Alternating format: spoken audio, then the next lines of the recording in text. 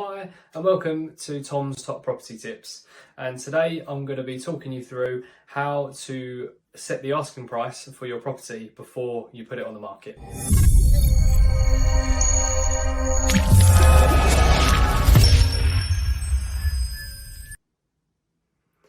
Now, the true value of a property always comes down to what someone's prepared to pay. So the buyer's opinion on the price of your property is the most important opinion. You'll have your own opinion of what you feel your property is worth. The estate agent that you'll have around will have their opinion. Also, the valuer for the bank or the surveyor will have their opinion on what the property is worth. But ultimately, it will come down to what someone's prepared to pay. For example, if you were to buy your property 5 years ago for 300,000 and you spent 25,000 on it, that doesn't necessarily mean that your property is therefore worth 325,000. Same way as if the news reports say that prices have gone up or down by a certain amount across the UK, that doesn't necessarily mean that your property has done the same. There are micro markets within areas and that will affect what the prices are, and of course the market conditions at that moment in time when you're going to the market are very important to take into consideration, and your estate agent will be able to advise you on that. You should be looking, or your estate agent should be looking at comparable sales that have happened in the area. So sales that have gone through recently or recently gone under offer.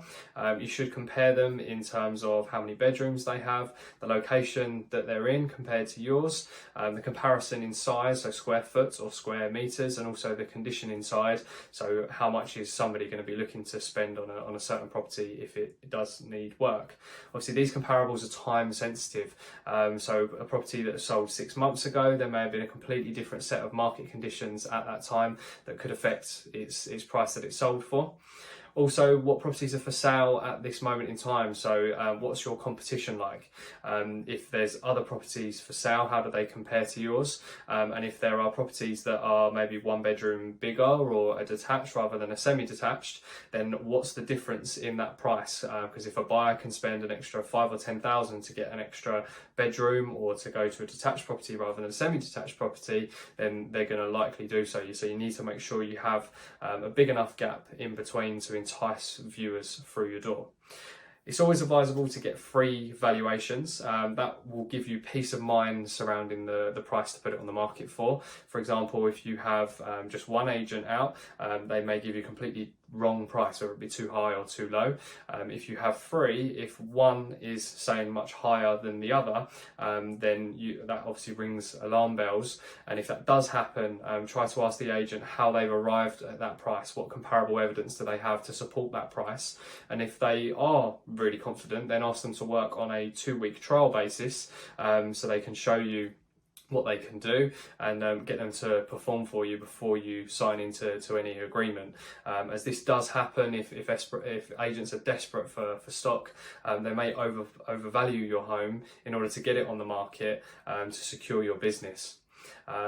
Marketing price versus your sold price can also sometimes be different. There needs to be a strategy in place decided by your agent in order to achieve the best possible price.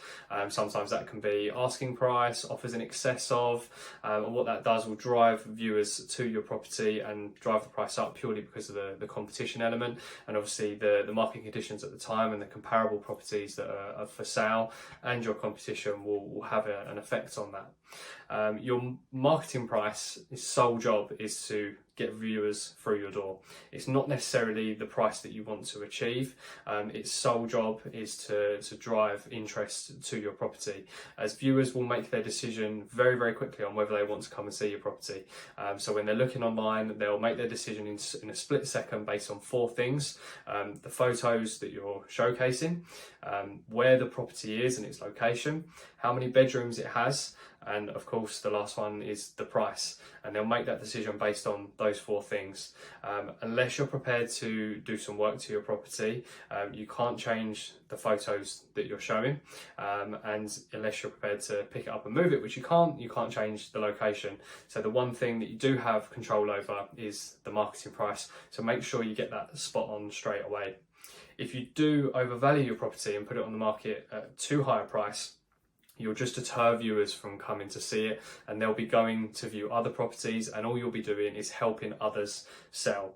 At that stage, you're going to be looking to bring the price down in order to get people through the door, and you could then be chasing the market. And as like bread and milk in supermarkets, you don't want them to sit there and go stale, because otherwise you do have to reduce them in order to sell, just like a supermarket. If you do have to do a price improvement, it's not necessarily reducing your price. It could be a strategy in order to get you sold.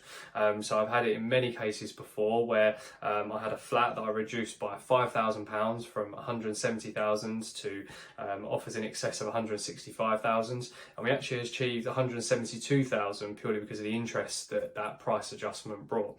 So it's not necessarily changing your mindset or your expectations. Sometimes it can be a marketing strategy in order to achieve the result that you want. If you are thinking about selling and are interested in a valuation, I'll be happy to come and help.